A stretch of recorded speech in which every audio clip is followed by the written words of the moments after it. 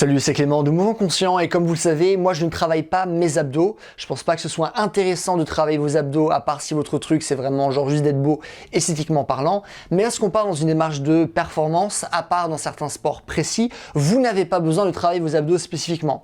La raison pour laquelle je dis ça, c'est que lorsque vous choisissez les bons exercices, vous allez travailler vos abdos de manière implicite et donc vous n'allez pas avoir besoin de les travailler spécifiquement. Donc moi je travaille pas mes abdos et ça m'empêche pas de faire des mouvements compliqués. Par exemple, dans le temps, je savais faire le front lever, et ben je savais le faire sans travailler mes abdos. Je peux faire des dragon flags sans travailler mes abdos. Je peux faire vraiment tous les exercices qu'on peut voir d'abdos sur internet, je peux les faire et sans avoir travaillé mes abdos spécifiquement. C'est pas quelque chose qui est dur à faire, c'est pas quelque chose qui est spécifique à ma génétique, c'est simplement à partir du moment où vous basez votre entraînement par exemple sur l'acquisition de mouvements comme la pompe en poirier, le front lever, la planche, la traction à une main, ce genre de choses, et ben vous allez tout simplement avoir un bon gainage de manière générale et vous n'allez pas avoir besoin de faire du travail spécifique. Pareil, si maintenant vous squattez vraiment avec des charges qui sont très lourdes, ben pour squatter des charges très lourdes, vous allez devoir être gainé et vous n'allez pas avoir besoin donc de travailler vos abdos spécifiquement, à part si vous en avez besoin dans certains sports spécifiques ou si vous voulez le faire pour des raisons esthétiques. Mais de manière générale, dans une perspective de préparation physique, à part si là aussi vous êtes un débutant, vous n'avez pas besoin de faire du travail spécifique au niveau des abdos. Donc je vais pas redire encore toutes les raisons pour lesquelles vous n'avez pas besoin de travailler vos abdos. J'ai fait une vidéo à ce sujet, mais donc voilà, j'avais juste besoin d'introduire ce sujet-là.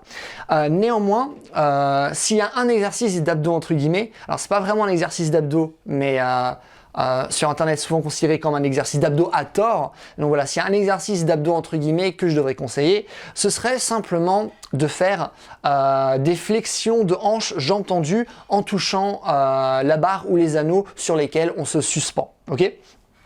Pourquoi c'est un mouvement qui est intéressant?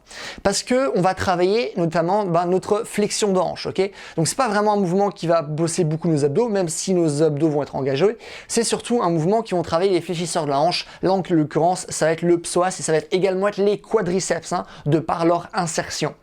Et donc pourquoi c'est intéressant? Parce que avoir cette force, c'est ce qu'on appelle la force de compression. Et cette force de compression va vous aider dans plein de disciplines différentes.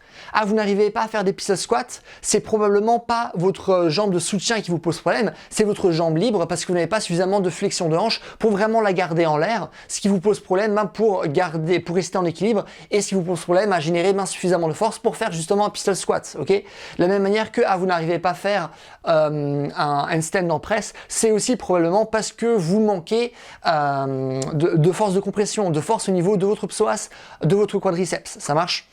Donc vraiment, ce genre de force est très intéressante et justement on peut travailler ce genre de force, la force de compression, à travers cet exercice-là. Cet exercice qu'on appelle un exercice accessoire, c'est-à-dire que ce n'est pas un exercice sur lequel vous devez baser tout votre entraînement. Il y a des exercices qui sont très importants, comme je dis, front lever, planche, etc. Donc ça va être par exemple le cœur de votre entraînement. Et en plus de ça, en fonction de vos besoins, vous pouvez rajouter du travail accessoire, notamment à travers ce genre d'exercice.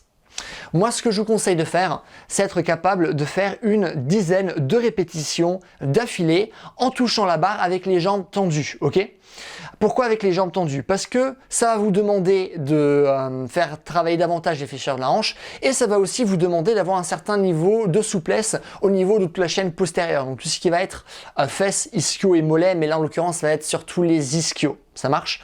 Et aussi ce qui est bien, c'est qu'en faisant ce genre de travail, on va aussi travailler la force de nos épaules et aussi la force de nos omoplates et dans une certaine mesure, ça peut nous aider pour le front lever. Donc c'est clairement pas l'exercice phare pour travailler son front lever, clairement pas, mais c'est un exercice qui va influencer positivement le front lever.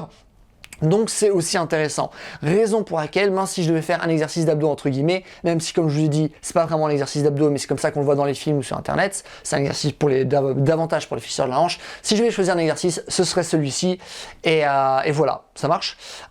Si vous avez des problèmes à faire cet exercice naturellement, ce qui a priori va quand même être le cas pour pas mal de personnes, ce que vous pouvez commencer, c'est en plus de travailler votre souplesse et pour ça, j'ai des routines sur ma chaîne, mais en plus de ça, ce que vous pouvez faire, c'est simplement commencer à lever vos jambes simplement en gardant les jambes pliées travailler en tuck. Par la suite, vous pouvez toucher la barre, imaginons, en gardant aussi les jambes pliées. Et par la suite, pour ajouter la difficulté, vous pouvez faire cet exercice en ayant les jambes tendues. Ok, donc là, ça vous donne simplement une idée pour progresser. Certes, ce ne sont pas des progressions très précises. Si vous voulez un tuto plus précis à ce sujet, je peux le faire, pas de souci. Mais voilà, c'est simplement pour vous dire que cet exercice peut être intéressant pour pas mal de personnes en fonction de vos objectifs. Voilà, bah écoutez, c'est tout.